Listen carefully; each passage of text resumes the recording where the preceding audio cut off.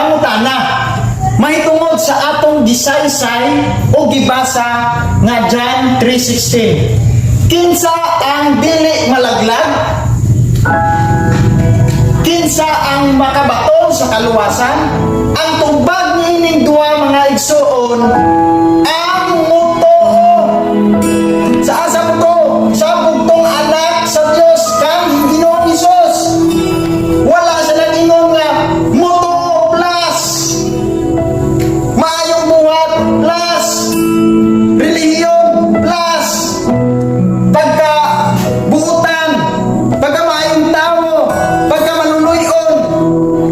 Mga igsoon, wala na'y plus, wala na'y dugang.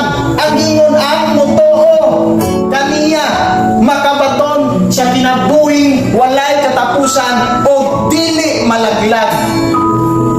Nakuha na ito mga igsoon, morning ginapoy ni Ginoong Hesukristo sa iyang pagsulti. Kay siya man ang nagsulti